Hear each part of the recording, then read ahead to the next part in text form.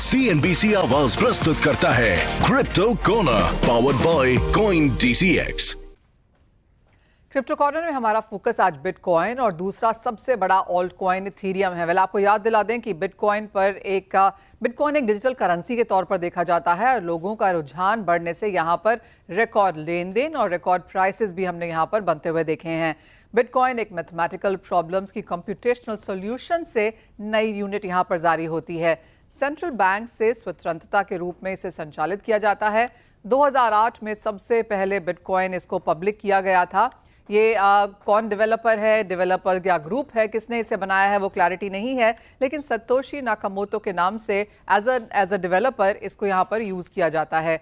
दुनिया में सबसे प्रसिद्ध और सबसे बड़ी क्रिप्टो करेंसी यहाँ पर बिटकॉइन के तौर पर है। सबसे ज़्यादा मार्केट कैप इसकी है, सबसे बड़ा मार्केट डोमिनेंस इसका है। अगर समझिए 25,000 क्रिप्टोज हैं तो उसमें सबसे बड़ा यानी कि 60% का डोमिनेंस, मार्केट कैप और ट्रेडिंग यहाँ पर बिटकॉइन में होती है। और अब तो जिस तरह से यहाँ पर बिटकॉइन को एज अ लीगल हेज भी लिया गया है, लीगल करेंसी के तौर पर भी लिया गया है, तो बिटकॉइन के रिजर्व बनाने की भी बात की जा रही है। तो बिटकॉइन इन सब में एक तो पहल है और दूसरा ये कि इसकी एडॉप्शन यहाँ पर सबसे ज्यादा स्ट्रांग है।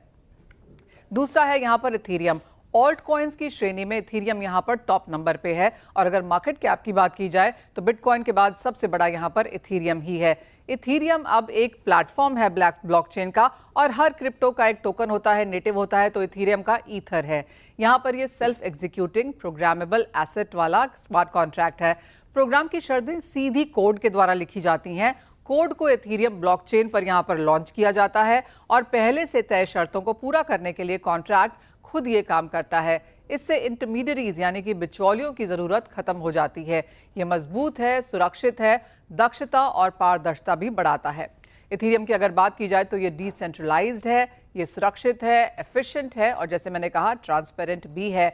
काफ़ी हद तक डिसेंट्रलाइज्ड फाइनेंस के योग्य फाइनेंशियल सर्विसेज के लिए इसका इस्तेमाल किया जाता है और एज ऑफ नाउ जितने भी जो नए प्रोग्राम्स हैं, जितने भी जो नए स्केलेबल, चाहे वो NFTs है, डिसेंट्रलाइज्ड फाइनेंस है, ये सारे के सारे codes as of now Ethereum पे लिखे जाते हैं। CNBC आवाज प्रस्तुत करता है क्रिप्टो कॉर्नर।